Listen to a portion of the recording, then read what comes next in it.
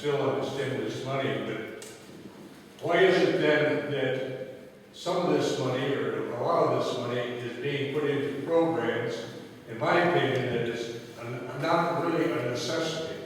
In other words, it's beautifying a park, a street, or something like this. Especially in a lot of municipalities, they have money. Why are we putting money into something like this that really is not needed?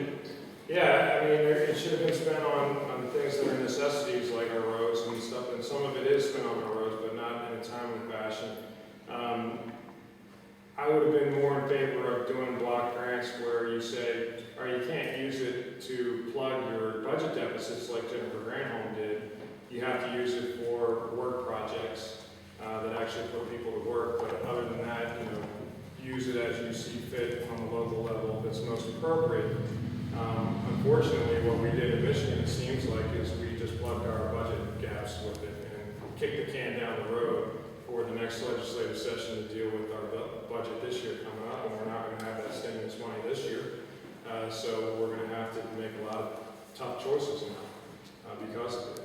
All that stimulus did last year, it seems like it's just kicked the can down the road further. And, it's this notion that if we just print enough money, spend enough money, then we can temporarily salve whatever wound we have from this horrible recession we're going through. Whereas this notion that Americans aren't tough enough that we can work our way through recessions. We've done it before, we can do it again. All we're doing with the stimulus money, the way we've spent, and the way we're spending it, is put the burden on our children and grandchildren, increase the debt and the deficit, and that's mortgaging their futures. And it's clearly that's what's happened. And that's why I'm for repealing what's left of the stimulus right now. Because it's not being administered appropriately, and the whole idea was a rush, not well thought out, done in a quick fashion.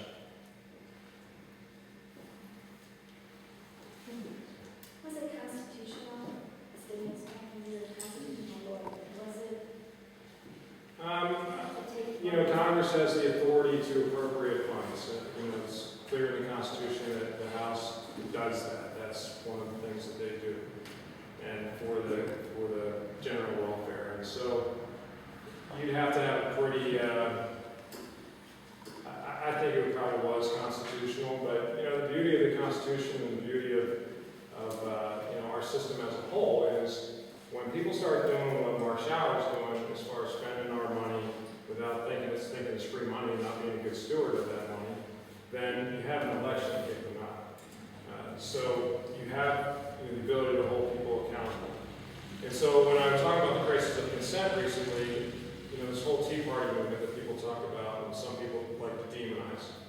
Well, I think it's a great American organic movement. It's what makes this country great. You have people that are very upset about the way our government's moving, and they're acting out on it, and that's good for the Republic. I like to equate it to that old movie, I think it was Tor, where Yamamoto just bombed Pearl Harbor and all the Japanese officers are congratulating him in the peace song, and he says, all I fear I've done is awaken a sleeping giant. And when you have a president that says he wants to fundamentally transform America, branch and root, Americans, for the most part, are saying, I didn't buy into the fundamental change of America. I liked what we had as far as, the last 200 years of history that we've had. I wanted a job, or I wanted, some things tweaked, but I don't want a fundamental change where we end up being a Western European social democracy that we're on the path towards right now. There's this notion that it's a different worldview that some Democrats have, that we're a country on the decline. We just need to accept that. We're not exceptional. We're not the shiny city on the hill anymore. The greatest generation's already happened. We couldn't possibly have another great generation, even though I taught rules of engagement to 18, 19, 20-year-olds that kicked in doors in downtown Fallujah that are the greatest any generation that came through this country. Fallujah, Iraq, Afghanistan, besides being great and horrible, should serve as notice that Americans still produce greatest generation. We still produce the greatest people in the world, and we still produce people that can go to Fallujah or Afghanistan and win wars over there. And we have every right to be proud of our men and women and think that we are still the shining city on the hill. We can come out of this and be great again. Michigan can be great again.